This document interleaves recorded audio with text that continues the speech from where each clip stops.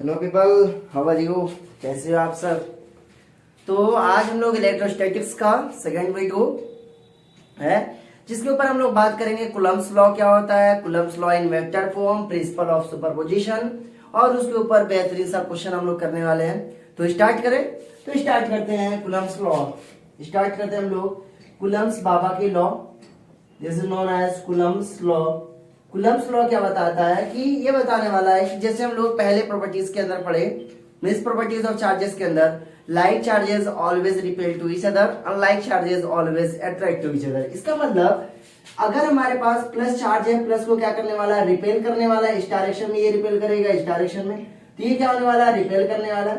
तो like charges होगा तो वो क्या होने वाला है, आपस में रिपेल करने वाला है, रिपेल करने वाला है। और एक प्लस होगा एक माइनस होता है, ये क्या करेगा आपस में, ये अट्रैक्ट करने वाला है। ये क्या करने वाला है, यहाँ पे अट्रैक्ट करने वाला है। तो कूलम्ब्स ने बताया, कोई पूछा क्या होगा, अच्छा भाई साहब ये बताओ कितने मैग्नीट्यूड, कितना फोर्स लगता होगा दोनों के बीच में।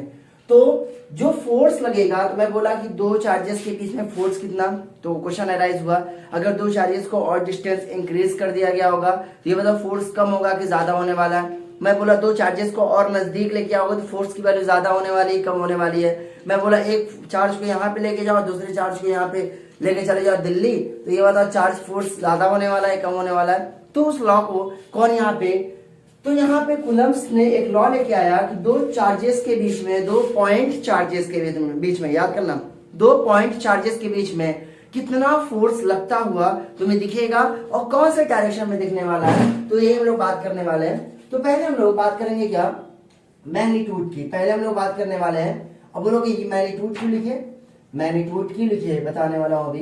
This is for magnitude. अब ये क्या बताओ मैग्नीट्यूड, बस क्या होने वाला, हम लोग पढ़ने वाले हैं vector means Coulomb's law in vector form. Vector form में पढ़ेंगे और इसका मैग्नीट्यूड कैसे निकाला जाएगा, मोस्ट ऑफ द केस के अंदर मैग्नीट्यूड निकालने का तरीका में सीखना। ये हो गया। तो बोला गया क्या, सपोज हमारे पास एक चार्ज है Q1 यहाँ पे, और suppose here is plus Q1, और यहाँ पे हमारे पास चार्ज है दिस इज प्लस Q2, और मुझे पता है कि like charges always repel to each other, like charges always attract to each other. तो मुझे पता है ये चीज मिटा दो। चलते हैं हम लोग। ये बता, ये प्लस Q वाला इस Q2 को धक्का देने वाला है, किधर, इस डायरेक्शन में धक्का देगा, या इस डायरेक्शन में इसको फोर्स लगाने वाला है, इस डायरेक्शन में किधर फोर्स लगाएगा।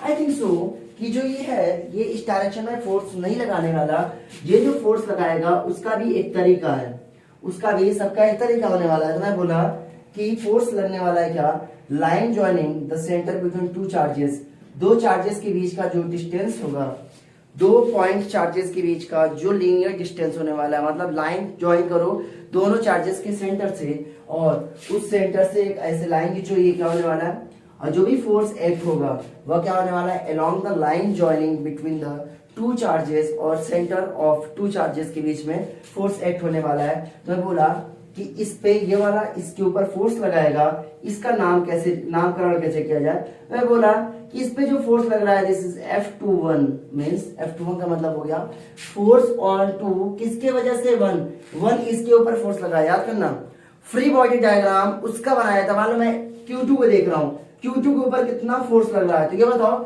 Q2 जो लगा रहा है उसको मतलब नहीं है, Q2 के ऊपर कौन लगा रहा है, ये सबसे ज्यादा इंपॉर्टेंट है। मैं बोला फोर्स ऑन टू वन की वजह से फोर्स क्या आ रहा है, यहाँ पे ये दो ही चार्ज है। मैं बोला इसकी वजह से यहाँ पे फोर्स कितना आने वाला है, मैं बोला फोर्स ऑन वन, किसकी वजह से, टू की वजह से, यह है कि नहीं। दिस इज वेक्टर फॉर्म, और बोलोगे ये वेक्टर फॉर्म, तो वेक्टर फॉर्म तो पढ़ना नहीं है। मैं बोला मैग्नीट्यूड पढ़ा जाएगा, तो मैं बोला मैग्नीट्यूड ही क्यों, सपोज। तो बोला गया कि अच्छा, तो force is directly proportional to Q1 Q2 के बराबर होगा। साइन मत लेना, मैग्नीट्यूड के अंदर साइन की बात नहीं होने वाली। Force is directly proportional to Q1 Q2, Q1 जितना ज्यादा होगा फोर्स दोनों के बीच में क्या होने वाला है, ज्यादा होने वाला है। चार्ज जितना ज्यादा होगा फोर्स की वैल्यू क्या होने वाली है, ज्यादा। बहुत बड़ा सा चार्ज होगा तो ज्यादा फोर्स लगने वाला है, मतलब ज्यादा हम लोग को। और force is inversely proportional to R square, 1/R square के इनवर्सली प्रोपोर्शनल है। मतलब दो चार्जेस के बीच में जितना ज्यादा गैप होगा उतना कम फोर्स लगने वाला है। तो जितना ज्यादा यहाँ पे फोर्स होगा, मतलब जितना कम डिस्टेंस होगा दोनों चार्जेस के बीच में, तुम और इसको नजदीक लेके आओ, फोर्स और ज्यादा लगेगा, इसको और ज्यादा दूर लेके जाओ, फोर्स की वैल्यू क्या होने वाली है, कम होने वाली है। और यहाँ पे जब फोर्स को, ये हमारे पास first equation, this is my second, और ये क्या है, फोर्स को जब यहाँ पे कंबाइन करोगे तो Q1 Q2 by are square, और जब प्रोपोर्शनलिटी कांस्टेंट हटाओगे तो फोर्स इज इक्वल टू क्या आने वाला है, दिस इज के Q1 Q2 by are square. ये क्या होने वाला है, फोर्स इज इक्वल टू के Q1 Q2 by are square. दिख रहा है क्या, दिख रहा है, हाँ दिख रहा है। तो फोर्स की वैल्यू कितनी हो गई, के Q1 Q2 by are square. तो मैं बोला कि जो यहाँ पे फोर्स है, फोर्स इज इक्वल टू क्या हमारे पास, के Q1 Q2 by are square है। यहाँ पे ये फोर्स जो होगा, याद करो ये जो फोर्स है ये किसके लिए एप्लीकेबल है, it is applicable only for a point charge, point charge के लिए ये एप्लीकेबल है। अब बोलोगे ये Q1 के होता क्या हमारे पास, K is known as constant, और ये कांस्टेंट किस पे डिपेंड करता है, मीडियम के ऊपर डिपेंड करता है। ये इट डिपेंड्स ऑन मीडियम, के डिपेंड्स ऑन मीडियम, मीडियम पे ये डिपेंड करने वाला है, डिपेंड्स ऑन मीडियम पे डिपेंड करेगा। अब मैं बोला कि ये अगर मीडियम पे डिपेंड करने वाला है, अगर ये के मीडियम पे डिपेंड करने वाला है, तो सपोज ईयर में के की वैल्यू क्या होने वाली है, मैं बोला के जो होगा हमारे पास मीन्स फ्री स्पेस में, फ्री स्पेस का मतलब हो गया वैक्यूम में ले लो, फ्री स्पेस हो गया, वैक्यूम हो गया, या हम लोग बोलेंगे ईयर में, तो के की वैल्यू जो होती है वो होती है हमारे पास 9 इंटू 10 की पावर 9। इसका यूनिट क्या होने वाला है, देखो यूनिट कैसे, के है, फोर्स को किसमें लिखते हैं, न्यूटन मीटर स्क्वायर, Q1 और Q2 मैं पहले लेक्चर में पढ़ाया हूँ क्या, सिंबल, यूनिट ऑफ ये चार्ज क्या होने वाला है, कूलम, तो ये क्या होने वाला है, कूलम इंटू कूलम कितना होने वाला है, कूलम स्क्वायर, तो ये होगा न्यूटन मीटर स्क्वायर, और ये कितना होने वाला है, पर कूलम स्क्वायर होने वाला है। समझ में आ रहा है, ऐसा के की वैल्यू कितनी हो जाएगी, 9 इंटू 10 की पावर 9 न्यूटन मीटर स्क्वायर पर कूलम स्क्वायर होने वाला है। आर क्या होगा, means R is separation between two charges, R is the separation between two charges, दोनों चार्जेस के बीच का सेपरेशन है, सेपरेशन बिटवीन टू चार्जेस, दो चार्जेस के बीच का सेपरेशन है हमारे पास, ये हो गया। और Q1 Q2 पॉइंट चार्ज है, के की वैल्यू ये है। और मैं बोला कि ये F21 का मैग्नीट्यूड निकालोगे और F12 का मैग्नीट्यूड निकालोगे तो कितना आने वाला है, मैं बोला F21 का मतलब हो गया, ये मॉड्यूलस का मतलब हो गया क्या, मैग्नीट्यूड की बात करने वाले हैं। इसका मैग्नीट्यूड निकालो तुम, या तुम F12 का मैग्नीट्यूड निकालो, ये किसके बराबर आने वाला है, ये F के बराबर आएगा, ये कितना होने वाला है, के Q1 Q2 by are square होने वाला है।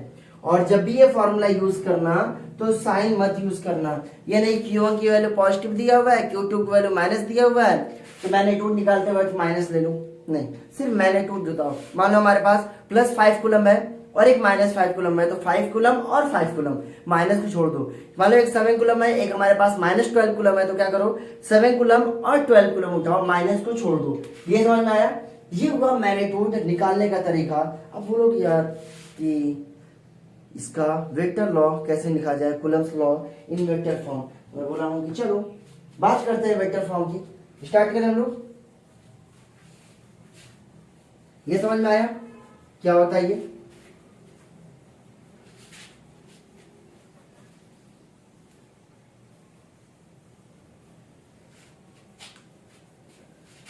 ये हुआ मैग्नीट्यूड। तो मैं यहां पे लिखने वाला हूं Coulomb's law in vector form. Vector form का मतलब हो गया क्या, आ गया होगा समझ में।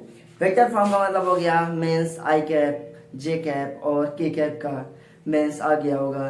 पोजीशन वेक्टर की बात होने वाली है यहाँ पे, मीन्स पोजीशन वेक्टर की बात होने वाली है। तो मैं तो बोल रहा हूँ क्या, सपोज हमारे पास यहाँ पे चार्ज है Q1, चार्ज हमारे पास प्लस Q1, और यहाँ पे हमारे पास चार्ज है प्लस Q2, और मैं बोला कि ये इसके ऊपर फोर्स लगाने वाला है, और ये किसके अलॉन्ग लगेगा, हमेशा लाइन जॉइनिंग, और ये होगा फोर्स ऑन 2 किसकी वजह से, 1 की वजह से, और ये क्या होने वाला है, फोर्स ऑन 1 किसकी वजह से, 2 की वजह से होने वाला है, 2 की वजह से होगा। ये इधर इसके ऊपर फोर्स लगा रहा है, फोर्स ऑन 1, तो इसका मतलब F21 का मतलब हो गया फोर्स ऑन 2, फोर्स ऑन 2 किसके वजह से, ड्यू टू 1 की वजह से। मैं बोला फोर्स ऑन 1, ये F12 का मतलब हो गया force on 1 due to two की वजह से क्या फोर्स आने वाला है, ये चीज हम लोग देखेंगे यहाँ पे। तो मैं बोला कि अच्छा ठीक है, तो मैं बोला कि अच्छा ये F1 है, मैं बोला कि यहाँ पे जो है सपोज करो इसका पोजीशन वेक्टर R1 वेक्टर है, इसका पोजीशन वेक्टर यहाँ पे R1 वेक्टर है, और ये क्या होने वाला है हमारे पास R2 वेक्टर है। मैं बोला कि अगर तुम ये जो फोर्स लग रहा है F12 मतलब F कौन लगा रहा है 2 से 1, तो इस डायरेक्शन में आओगे तुम, इस डायरेक्शन में आओगे तो क्या लिखने वाले यहाँ पे R2 माइनस R1 वेक्टर लिखोगे, नहीं सॉरी R1 माइनस R2। मुझे मालूम है क्या कि अगर पोजीशन वेक्टर निकालोगे तो क्या होने वाला है R1 माइनस R2 वेक्टर लिखते हैं हम लोग। और अगर तुम इस डायरेक्शन में जाओगे, इस डायरेक्शन में, तो ये बताओ अगर ये वाला इसके ऊपर फोर्स लगाओगे तो final minus initial position vector कितना होने वाला है, this is going to be R2 minus R1। समझ जाना तुम। और यहाँ पे एक चीज बताने वाला हूं मैं, अगर मुझे पता करना है ये हमारे पास फोर्स, सपोज करो 1 2 निकालो या 2 1, तो मैं बोला फोर्स ऑन 1 किसकी वजह से, 2 की वजह से, ये कितना होने वाला है K Q1 Q2 by this is going to be है मॉडुलस ऑफ R स्क्वायर, लिखो यहाँ पे R स्क्वायर, R है क्या इन दोनों के बीच का गैप, इन दोनों के बीच का गैप। तुम तो बोल रहे यार मुझे वेक्टर फॉर्म चाहिए, अगर वेक्टर फॉर्म चाहिए तो अगर मैग्नीट्यूड को अगर यूनिट वेक्टर से मल्टीप्लाई कर दोगे तो वह क्या मिलने वाला है, मुझे वेक्टर मिल जाने वाला है। क्या याद करो, अगर किसी चीज को वेक्टर बनाना है तो मैग्नीट्यूड को उसके डायरेक्शन से यूनिट वेक्टर से मल्टीप्लाई कर दोगे तो क्या आने वाला है, यूनिट वेक्टर क्या होता है, सपोज हमारे पास यूनिट वेक्टर को इस तरीके से रिप्रेजेंट करते हैं, a vector divide by its own magnitude, अपने खुद के मैग्नीट्यूड से उसको डिवाइड कर दोगे तो क्या बनने वाला है, this is a unit vector. क्या होने वाला है, यूनिट वेक्टर होने वाला है। तो मैं बोला फोर्स ऑन 1 और 2, इसका मतलब 1 2 के अलोंग यूनिट वेक्टर कौन होने वाला है, तो मैं बोला यूनिट वेक्टर का मतलब हो गया इसके अलोंग डायरेक्शन कौन होने वाला है, मैं बोला कि इसके अलोंग जो डायरेक्शन होगा R1 vector minus R2 vector का क्या होने वाला है, ये यूनिट वेक्टर करोगे। अब बोलोगे यार ये क्या, इसको बोलते हैं हम लोग यूनिट वेक्टर का, जैसे होता है ना हमारे पास आई कैप, जे कैप, के कैप, ये तो है, यही तो हमारे पास, तो के कैप है, तो इसका मतलब ये हमारे पास ए कैप के फॉर्म में है। अगर मुझे यूनिट वेक्टर लिखना है तो क्या लिखना पड़ेगा, R1 minus R2 vector divide by इसका मॉडुलस, और ये R है क्या भाई साहब, R यही तो है, R ये मॉडुलस ऑफ R स्क्वायर। देखो मैं यहाँ पे क्या लिखने वाला हूँ, force on 1 due to 2 is equal to, ये होगा हमारे पास K Q1 Q2 by R square का मतलब हो गया, या R स्क्वायर लिखो और इसको लिखोगे यहाँ पे क्या R1 minus R2 vector divide by, ये हो गया हमारे पास, और डिवाइड बाई इसका मैग्नीट्यूड, और इसका मैग्नीट्यूड क्या है R1 vector minus R2 vector हो गया, और ये R है क्या, ये मॉडुलस ऑफ R स्क्वायर, ये किसके बराबर होगा, R1 माइनस R2 वेक्टर के बराबर होने वाला है।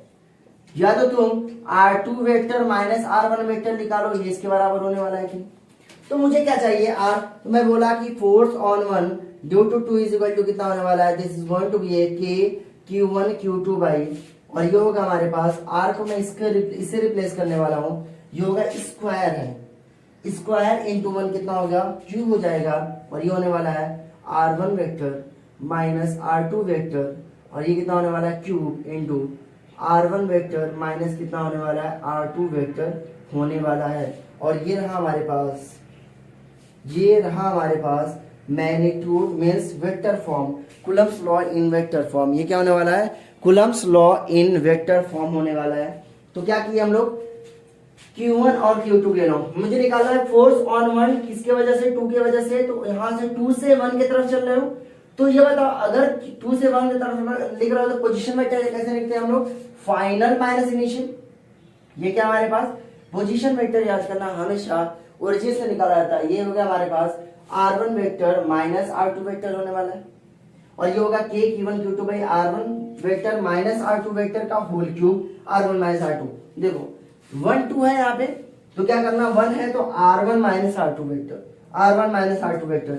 अगर मैं पूछूं यहाँ पे, अगर मैं यहाँ पे पूछूं, आई थिंक ये चीज मैं रफ कर रहा हूं, मैं बोला f ऑफ 2 1 ये निकालोगे तो कितना होने वाला है, मैं बोला कि अच्छा ये होने वाला है हमारे पास K Q1 Q2 बाई, ये क्या होने वाला है, देखो यहाँ पे F12 था, R1 माइनस R2 करना था, R1 माइनस R2 करना था, ये F21 है तो क्या करोगे यहाँ पे R2 vector minus R1 vector का मीन्स मैग्नीट्यूड का होल क्यूब, और ये कितना होने वाला है R2 वेक्टर माइनस कितना होने वाला है R1 वेक्टर। ये हुआ force on two due to 1 निकालने का तरीका। समझ में आया? इसके ऊपर क्वेश्चंस करेंगे, अभी हम लोग समझ जाएंगे किस तरीके से ये इसको हम लोग लिखने वाले हैं। क्लियर हुआ? पक्का? ये क्या हुआ? R1 vector minus R2 vector हुआ। ये अगर सीख गए तो Coulomb's law in vector form तुमने सीख लिया। और देखो यहाँ पे ये चीज हो गया, रफ करो। देखो यहाँ पे कोई दिक्कत नहीं है, तो यहाँ पे इसको मैं रफ करने वाला हूं।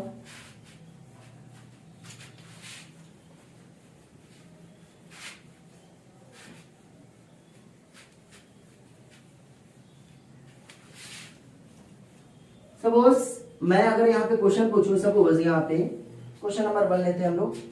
क्वेश्चन नंबर 1, मान लो हमारे पास एक चार्ज है Q और एक चार्ज है हमारे पास 4Q।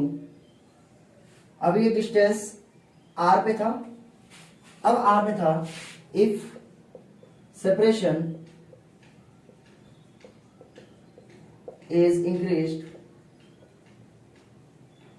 फ्रॉम R2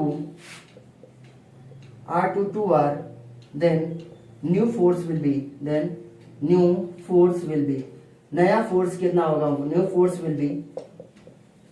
तो नया फोर्स क्या होने वाला है? अगर 2R कर दोगे तो पहला ऑप्शन हमारे पास, मान लो पहले पे जो फोर्स था वो कितना है? F, तो नया फोर्स होगा हमारे पास F/2। दूसरा होगा हमारे पास F/4। C ऑप्शन होने वाला है 2F, और D ऑप्शन होने वाला है कितना? None of this. देखो यहाँ पे ये मतलब अभी इस वक्त R डिस्टेंस पे है, तो फोर्स कितना होने वाला है? फोर्स इज इक्वल टू कितना होगा? देखिए K की वैल्यू सपोज करो कांस्टेंट है, ये एयर में ही रखा हुआ है। Force KQ into 4Q divide by कितना होने वाला? R² होने वाला है। R² होने वाला है। अब मैं बोला कि इसका सेपरेशन इंक्रीज कर दिया गया, इसका सेपरेशन इंक्रीज कर दिया गया। ये हमारे पास Q था, ये हमारे पास 4Q है। अब सेपरेशन कितना हो गया? R से 2R हो गया।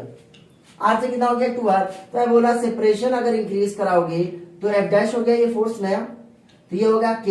ये बताओ चार्ज तो सेम है हमारे पास, बट अब सेपरेशन कितना हुआ है? 2R का होल स्क्वायर। ये बताओ अगर तुम इसको देखोगे गौर से, 2R का होल स्क्वायर, 2 का स्क्वायर कितना हो जाएगा? 4, तो ये होगा 1/4। और ये कितना होने वाला है? KQ into 4Q divide by, और ये कितना होने वाला? R²। तुमने कहीं देखा है क्या इसको? KQ into 4Q by R², ये क्या है? F। इसका मतलब जो नया फोर्स होगा F डैश, वो कितना होने वाला है? This is going to be F/4। कितना होने वाला है? F/4। अगर सपोज करो फोर्स अगर 20 न्यूटन थी, अगर फोर्स यहाँ पे 20 न्यूटन था, तो ये बताओ अब नया फोर्स कितना हो गया हमारे पास? 20/4, मतलब 5 न्यूटन। कितना हो गया? 5 रेट हो गया। मतलब इतना फोर्स की क्या होने वाला है हमारे पास? फोर्स इतना ज्यादा रिड्यूस्ड हो गया, इतना ज्यादा कम हो गया। समझ में आया? कौन सा ऑप्शन होने वाला है? डी ऑप्शन क्या होगा यहाँ पे करेक्ट होने वाला है। क्लियर? आगे चले, आई थिंक ये चीज कर दोगे तो क्या होने वाला है? स्क्वायर के फॉर्म में चेंज होगा। देखो मैं बोला कि अगर सपोज करो डिस्टेंस R है, 4R कर दिए, 4R कर दिए, डिस्टेंस इंक्रीज हो गया, 4R हो गया, तो ये बता नया फोर्स कितना हो गया? F/16 हो जाएगा। कितना हो गया? 16 टाइम्स, बिकॉज R² है। तो मैं बोला कि अगर मान लो कि अगर डिस्टेंस को R है, अब डिस्टेंस को मैं R/2 कर दिया, मतलब 2 टाइम्स और रिड्यूस कर दिया, और ये बताओ फोर्स क्या होने वाला है? फोर्स 4 टाइम्स होने वाला है। क्या फोर्स कितना हो जाएगा? 4 टाइम्स होने वाला है। मतलब स्क्वायर लॉ से ये गवर्न होता है, तो इसीलिए क्या होगा यहाँ पे? 4 टाइम्स होने वाला है। Suppose Coulomb's law in vector form का क्वेश्चन कर लेते हैं एक। मान लो ये हमारे पास है चार्ज Q, और ये हमारे पास है चार्ज, मान लो ये सेम चीज 4Q है। मैं बोला इसका जो पोजीशन वेक्टर है, मान लो ये R1 वेक्टर दिया हुआ है, कितना? R1 वेक्टर दिया हुआ है, और इसके बीच का डिस्टेंस है मान लो R। इसके बीच का डिस्टेंस कितना है हमारे पास? R। ये ले लो यहाँ पे 1 कूलम, और यहाँ पे ले लो ये प्लस में ही 2 कूलम। ये प्लस 1 कूलम हो गया, ये 2 कूलम हो गया, और R की वैल्यू तुम ले सकते हो यहाँ पे। ये R1 वेक्टर है हमारे पास, R1 वेक्टर हो गया मान लो I cap plus J cap, और ये R2 वेक्टर होने वाला है हमारे पास, R2 वेक्टर होने वाला है मान लो ये हो गया 2I कैप प्लस, और कुछ ऐसा ले लो 2I कैप माइनस I हो जाएगा हमारे पास, और J कैप कितना हो जाएगा हमारे पास? ले लो इसको 2j कैप ले सकते हो यहाँ पे, कोई दिक्कत नहीं। मुझे पता करना है, मान लो ये हमारे पास 1 है और ये हमारे पास 2 चार्ज है, इसका नाम दे रहा हूँ। इस पे जो फोर्स लगेगा क्या होने वाला है, फोर्स ऑन 1 किसके वजह से, 2 की वजह से। ये क्या होने वाला है, फोर्स ऑन 2 किसकी वजह से, 1 की वजह से। मुझे वेक्टर फॉर्म में लिखकर दिखाओ क्या होने वाला है, वेक्टर फॉर्म में। ये क्या है हमारे पास F12 है कि नहीं। F12 लिखने का तरीका याद है, कैसे लिखते थे हम लोग, K Q1 Q2 बाई, और F12 है तो R1 vector minus R2 vector का होल क्यूब इनटू क्या होता था, R1 vector minus R2 vector करते थे कि नहीं, याद है। F12 इस पे निकालोगे तो ये बताओ, यहाँ पे R1 vector minus R2 vector निकालो, कितना होने वाला है, R1 vector minus R2 vector, देखो क्या होगा, I कैप माइनस ये होगा I cap plus J cap, जो हमारे पास बिगनर है वो देखो I cap plus J cap minus of 2I cap plus कितना होने वाला है, 2J कैप होने वाला है। ये मतलब I cap minus 2I cap कितना हो जाएगा, ये हो जाएगा माइनस I कैप। ये हो जाएगा J cap minus 2J cap कितना होने वाला है, माइनस J कैप हो गया। ये हो गया R1 vector minus R2 vector. ये बता, अगर इसका मैग्नीट्यूड निकालोगे तो मैग्नीट्यूड निकालने का तरीका है क्या, मींस आई कैप के कोएफिशिएंट का होल स्क्वायर जे कैप के कोएफिशिएंट का होल स्क्वायर कर दोगे तो ये हो गया हमारे पास मैग्नीट्यूड निकालने का तरीका। This is modulus of R1 vector minus R2 vector, और इसका मैग्नीट्यूड निकालोगे तो कितना हो गया, आई कैप का कोएफिशिएंट का होल स्क्वायर माइनस 1 का होल स्क्वायर प्लस हो जाएगा माइनस 1 का होल स्क्वायर, और ये वैल्यू हो जाएगी √2। क्लियर।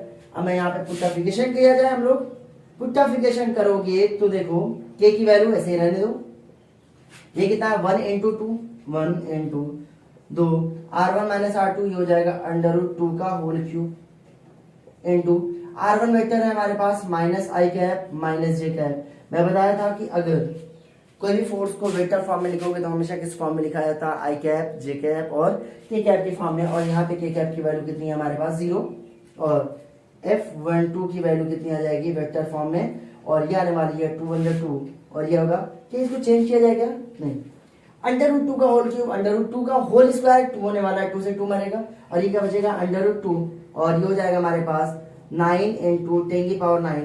हमें बोला ये पूरा सिस्टम कहाँ पे, स्पेस में रखा हुआ है, मींस एयर में ही रखा गया, एयर में मान लो, एयर में, तो ये होगा 9 इंटू 10⁹ √2, और ये कितना होने वाला है minus I cap minus J cap होने वाला है कि this is your answer, this is your answer, ये होने वाला है। क्लियर हुआ, पक्का, कोई दिक्कत। अब तुम घर पे निकालना F21 की वैल्यू कितनी होने वाली है, घर पे तुम निकालना F21 की वैल्यू कितनी होने वाली है और कमेंट में आंसर करना। ओके, चलते हैं हम लोग आगे नेक्स्ट। ये हुआ क्वेश्चन नंबर 2। आई थिंक अब तो दिक्कत नहीं होनी चाहिए, समझ गया किस तरीके से सॉल्व करना है।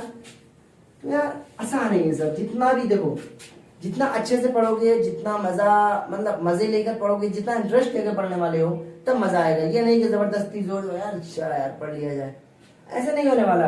आराम से मस्त से पढ़ो, एकदम टाइम देना पड़ता है किसी भी चीज के लिए, किसी भी चीज के लिए टाइम देना पड़ता है। अगर टाइम दोगे तो रिजल्ट अच्छा आने वाला है, अगर तो पैनिक बहुत ज्यादा हो जाओगे तो रिजल्ट बहुत मुश्किल है। ठीक है, ये हुआ हमारे पास क्या, means Coulomb's law in vector form. क्या हुआ, ये Coulomb's law in vector form. अब हम लोग बात करते हैं क्या, मींस थोड़ा सा बात कर ले क्या, इलेक्ट्रोस्टैटिक फोर्स और ग्रेविटेशनल फोर्स में कुछ सिमिलरिटीज और डिससिमिलरिटीज की बात करने वाले हैं। तो बात करेंगे क्या, मींस हियर इज Fe का मतलब हो गया इलेक्ट्रोस्टैटिक फोर्स, और ये होने वाला है क्या हमारे पास ग्रेविटेशनल फोर्स। और इसमें कुछ सिमिलरिटीज की बात करने वाले हैं हम लोग। सिमिलरिटी क्या है हमारे पास, सिमिलरिटी क्या है हमारे पास, और डिफरेंस क्या है। देखो यहाँ पे हम लोग बात करने वाले हैं सपोज, ठीक, इलेक्ट्रोस्टैटिक फोर्स होता क्या है, this is going to be दो चार्ज के बीच में जो फोर्स आएगा K Q1 Q2 by R square. Gravitational force दो मासेस के बीच में जो फोर्स आने वाला है कितना होने वाला है, M1 M2 by R square होने वाला है कि नहीं। दो मासेस के बीच में जो फोर्स होगा वो क्या होने वाला है, ग्रेविटेशनल फोर्स। दो चार्जेस के बीच में जो फोर्स होगा उसको हम लोग क्या बोलने वाला है, इलेक्ट्रोस्टैटिक फोर्स। पहला रूल, सिमिलरिटी क्या हमारे पास, दोनों इनवर्स स्क्वायर लॉ पे बेस है, दोनों इनवर्स स्क्वायर लॉ पे, means inverse square law, inverse square law पे ये दोनों बेस्ड है। सेकेंड, और ये दोनों फोर्स किसके कहाँ पे एक्ट करने वाले हैं, दोनों force act along the line joining between the centre, दोनों सेंटर, सेंटर का मतलब हो गया दो मासेस के सेंटर को ज्वाइन करो या दो चार्जेस के सेंटर के बीच में ज्वाइन करो, उसके लाइन के अलोंग ये फोर्स एक्ट करने वाला है। तो याद करो यहाँ पे force act along line joining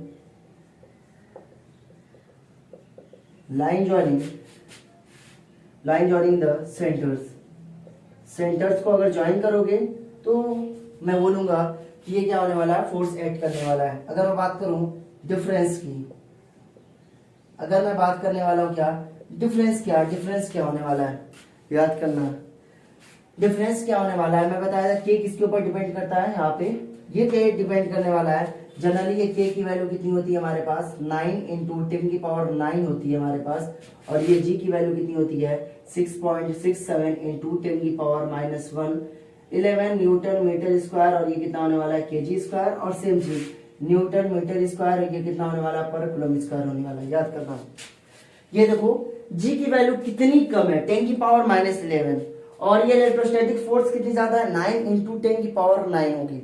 इसका मतलब डिफरेंस ये है कि हमारे पास के किस पे डिपेंड करता है, मीडियम के ऊपर डिपेंड करने वाला, के डिपेंड्स ऑन मीडियम पे डिपेंड करेगा, and G does not depend on medium, G does not depend medium पे, ये डिपेंड नहीं करता क्या, जी मीडियम के ऊपर डिपेंड नहीं करने वाला। मीन्स कैपिटल जी तुम तो कहीं भी लेके जाओ, पेट्रोल में भी अगर जी की वैल्यू निकालोगे, अगर मान लो पेट्रोल में तुम नहा भी रहे हो तो जी की वैल्यू निकालोगे, या अगर मैं बात करूं ओशन के अंदर तुम चले जाओगे जी की वैल्यू क्या होने वाली है, सेम होने वाली है, बट के की वैल्यू क्या होने वाली है, चेंज हो जाने वाली है। मीन्स पेट्रोल हो गया हमारे पास, केरोसिन हो गया, यहाँ पे हो सकता है एयर हो गया, वाटर हो गया, हर एक जगह क्या होने वाली है, के की वैल्यू अलग अलग होने वाली है। और दूसरा डिफरेंस क्या होने वाला है, क्या इसके अलावा और कोई डिफरेंस है क्या, देखो इसके इनवर्स स्क्वायर लॉ है हमारे पास, GM1 M2/R स्क्वायर है, और इलेक्ट्रोस्टैटिक फोर्स, तो जनरली के की वैल्यू किस पे डिपेंड कर रही है, मीडियम पे, और जी की वैल्यू डिपेंड कर रही है किस पे, मींस मीडियम पे ऊपर डिपेंड नहीं कर रही है, और कोई डिफरेंस नहीं, और मुझे तो कोई डिफरेंस नहीं आ रहा है नजर। और याद करो इलेक्ट्रोस्टैटिक फोर्स बहुत ही ज्यादा होने वाली है किसके, as compare to means gravitational force, electrostatic force हमेशा बहुत ही ज्यादा होने वाली है ग्रेविटेशनल फोर्स से। मैं तुम्हें दिखाता हूं कितने ऑर्डर से ये इलेक्ट्रोस्टैटिक फोर्स बड़ी होने वाली है, कितने ज्यादा, मतलब सपोज करो कि दो इलेक्ट्रॉन्स के बीच में अगर मैं बात करूं इलेक्ट्रोस्टैटिक फोर्स और ग्रेविटेशनल फोर्स को कंपेयर करूं तो कौन सी फोर्स सबसे ज्यादा है, वो बात करने वाले हम लोग। देखो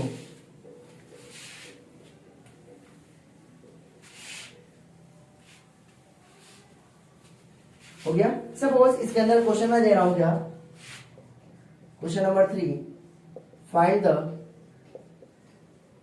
ratio of electrostatic force to gravitational force between two electrons which are separated by some distance, separated by r apart, means r apart, ये सेपरेटेड है। तो मुझे पता करना है दो इलेक्ट्रॉन्स के बीच का फोर्स और इलेक्ट्रॉन्स, और ये होने वाला है क्या ग्रेविटेशनल फोर्स। और इवन क्या हमारे पास जो चार्ज है हमारे पास इलेक्ट्रॉन्स के ऊपर, जो हमारे पास चार्ज, इलेक्ट्रॉन्स का चार्ज कितना होता है हमारे पास, चार्ज ऑन इलेक्ट्रॉन के ऊपर जो चार्ज होगा 1.6 इंटू 10 की पावर -19 कूलम होगा। और अगर मैं बात करूं मास ऑफ इलेक्ट्रॉन कितना होने वाला है 9.1 इंटू 10 की पावर -31 kg होने वाला है। क्या this is mass of electron. ये इलेक्ट्रॉन क्या होने वाला है 1.6 इंटू 10 की पावर -19 कूलम होने वाला है। ये फोर्स ऑन इलेक्ट्रॉन्स क्या होगा के Q1 Q2 by R square. और दोनों के लिए सेम रखो, दोनों के लिए मान लीजिए हमारे पास चार्ज इलेक्ट्रॉन, ये चार्ज इलेक्ट्रॉन ये R डिस्टेंस पे है, ये मास ऑफ इलेक्ट्रॉन है हमारे पास, ये मास ऑफ इलेक्ट्रॉन है, ये भी तुम्हारे पास क्या है R डिस्टेंस पे है। उसके नीचे फोर्स देखो, ये होगा ग्रेविटेशनल फोर्स। ग्रेविटेशनल फोर्स कितना होगा Gm1, mass of electrons m1, m2 by R square होता है कि नहीं, R स्क्वायर से R स्क्वायर मरेगा। और क्या बचेगा यहाँ पे, ये होगा K बाई G। देखो कौन से ऑर्डर से होने वाली है। मैं पहला ऑप्शन दूं 10 की पावर 10, बी ऑप्शन है 10 की पावर 20, सी ऑप्शन है 10 की पावर 30, डी ऑप्शन होने वाला है 10 की पावर 40। कौन से रेंज में आने वाली है। देखो k बाई जी इंटू और ये होगा ई स्क्वायर, ये होने वाला है एम स्क्वायर, होने वाला है मास ऑफ इलेक्ट्रॉन। ये होगा बिकॉज दोनों मास सेम है। k की वैल्यू होती है 9 इंटू 10 की पावर 9, मतलब 9 इंटू 10 की पावर 9। इलेक्ट्रॉन कितना हो जाएगा 1.6 का स्क्वायर इंटू 10 की पावर 19, माइनस 19 का कितना होने वाला है होल स्क्वायर। ये हो जाएगा माइनस 19 का होल स्क्वायर कितना हो जाएगा 10 की पावर माइनस 38। ठीक, divide by mass of electron, यहाँ पे g हो गया।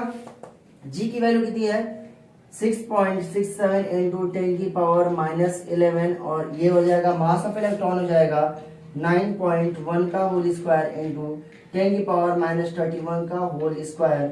क्या करो, ये जो छोटे मोटे टर्म्स है 9 हो गया, 1.6 का होल स्क्वायर हो गया, 9.1 का होल स्क्वायर हो गया, 6.67, इसको नेग्लेक्ट कर दो और वैल्यू मिलेगी तुम्हें कितना 10 की पावर 9, 10 की पावर माइनस 38 कितना हो जाएगा 10 की पावर माइनस 29, 10 की पावर माइनस 11, 10 की पावर माइनस 62 और 10 की पावर माइनस 11 इंटू 10 की पावर माइनस 62 कितना होने वाला है 62 में से 11 गया। सही है, तो 11 जाएगा तो कितना होने वाला है हमारे पास 62 माइनस 11 मीन्स 2 में से 1 गया, और ये होने वाला है 10 की पावर मीन्स 2 में से 1 और 6 में से 1 गया 5, ये होने वाला है कितना माइनस 51। ऊपर जाएगा तो कितना हो जाएगा 10 की पावर 30 मान लो, और ऊपर जाएगा हमारे पास 10 की पावर माइनस 29, माइनस 29 इंटू 10 की पावर 50। सही है क्या, पक्का नहीं, माइनस 62 हो गया यहाँ पे, और ये होगा माइनस 11 ऐड होने वाला है ना, सॉरी, ये होगा 2 एक 3 और ये कितना आने वाला है 71 आने वाला है। ठीक है, और ये हो जाएगा हमारे पास 71, और ये होगा 30 40 50 60 70, मतलब 10 की पावर 40 के 42 या 41 के अप्रॉक्स होने वाला है। और कौन सा ऑप्शन होने वाला है इतना। इसका मतलब जो इलेक्ट्रोस्टैटिक फोर्स है 10 की पावर 40 टाइम्स, जो इलेक्ट्रोस्टैटिक फोर्स है 10 की पावर 40 टाइम्स ज्यादा है किससे, ग्रेविटेशनल फोर्स से। किससे, ग्रेविटेशनल फोर्स। अगर ग्रेविटेशनल फोर्स 1 न्यूटन है तो इलेक्ट्रोस्टैटिक फोर्स कितना है हमारे पास 10 की पावर 40 टाइम्स। समझ रहे हो, ये इतना ज्यादा है। आई थिंक ये चीज हो गया। यहाँ पे अब क्या करना तुम लोग घर पे इलेक्ट्रॉन्स की जगह प्रोटॉन ले लेना, और प्रोटॉन का मास कितना होने वाला है 6.67 इंटू 10 की पावर माइनस 27 kg। कंप्लीट, समझ में आया। इलेक्ट्रोस्टैटिक फोर्स के बीच में डिफरेंस क्या होने वाला है और ग्रेविटेशनल फोर्स के बीच का डिफरेंस क्या होने वाला है। बात करते हैं हम लोग क्या, principle of superposition of charges. क्या होने वाला है, बात करेंगे क्या, principle of superposition of charges के बारे में बात करने वाले हैं हम लोग। तो भैया लोग तैयार हो। Principle of superposition of charges क्या होगा,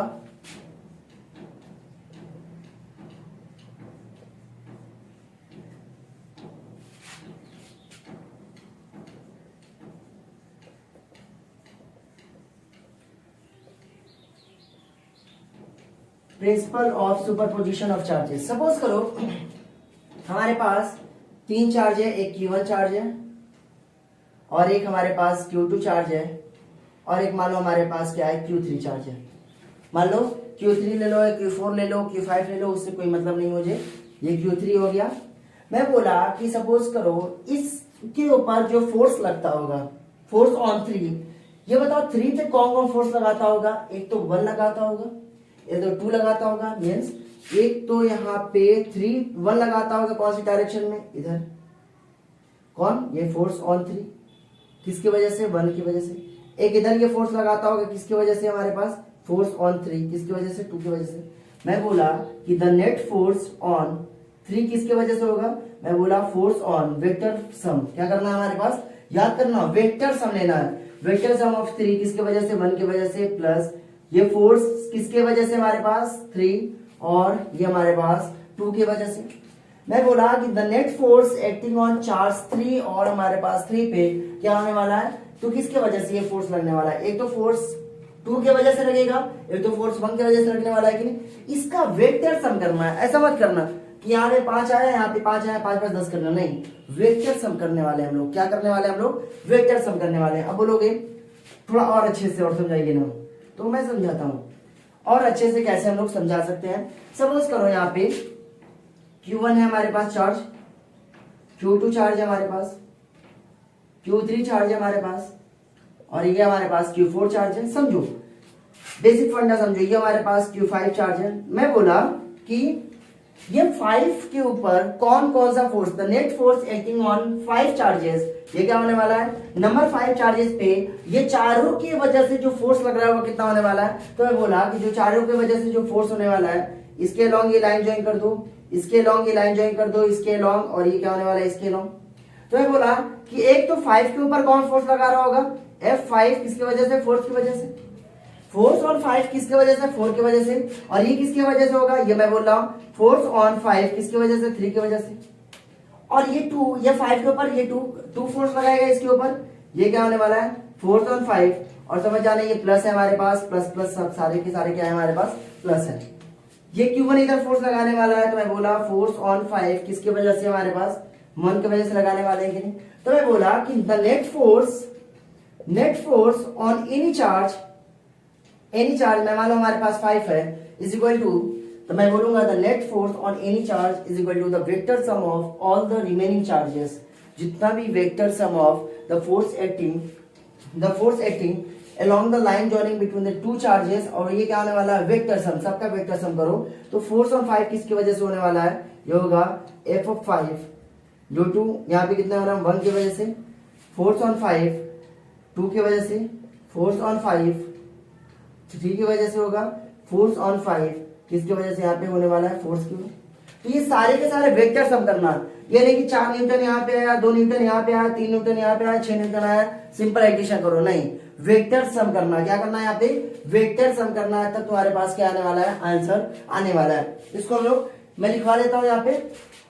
सपोज करो यहाँ पे n नंबर ऑफ चार्जेस होगा तो क्या होने वाला है, if n number of charges है, अगर मैं पूछूं कि ये n नंबर ऑफ चार्जेस में फोर्स क्या क्या लगने वाला है, तो मैं बोला सपोज करो हमारे पास Q1 फोर्स, Q2 है हमारे पास, Q3 है, और ये हमारे पास सो ऑन, और ये n है। मैं बोला यहाँ पे कि Qn पे फोर्स ऑन n पे क्या लगने वाला है, मैं बोलूंगा vector sum of force on n 1 की वजह से, फोर्स ऑन n किसकी वजह से, 2 की वजह से, फोर्स ऑन n किसकी वजह से, 3 की वजह से, और सो ऑन, ऐसे ही चलता रहेगा। और ये क्या होने वाला है, इस तरीके से हम लोग बोलेंगे, this is called a principle of superposition of charges. मतलब अगर 2 या 2 से ज्यादा चार्जेस हो, इफ मैं लिखने वाला हूं यहाँ पे, देखो स्टेटमेंट क्या है, if n number of charges, if n number of charges are placed force on any one charge, किसी एक चार्ज के ऊपर फोर्स लगाओगे तो कितना आने वाला है, force on any one charge is the vector sum of force, vector sum of क्या होने वाला है, vector sum of force due to all remaining charges, जितना भी रिमेनिंग चार्जेस है उसके वजह से जो फोर्स आने वाला है, रिमेनिंग चार्जेस की वजह से जो फोर्स आने वाला है, ये क्या होने वाला है, वेक्टर सम। याद करो, अगर n number of charges placed किए गए हैं, force on any one charge किसके बराबर होगा, is the vector sum of force due to all remaining charges. मतलब अगर n को छोड़ के जितना भी है सबका वेक्टर सम करोगे तो क्या आने वाला है हमारे पास, इस तरीके से हम लोग principle of superposition of charges apply कर सकते हैं। समझ में आया। और याद करना यहाँ पे, मतलब एक के वजह से हमारे पास, मान लो ये Q1 है हमारे पास, Q2 है, ये हमारे पास Q3 है, ये इधर भी फोर्स लगाएगा, इधर फोर्स, मतलब 2 के बीच में जो फोर्स लग रहा था वही होने वाला है, और तीसरे के आने से कोई फर्क नहीं पड़ने वाला। तीसरे के आने से Q1 और Q2 के बीच में कोई जो फोर्स लग रहा है उसके बीच में कोई फर्क नहीं पड़ने वाला। समझ गए।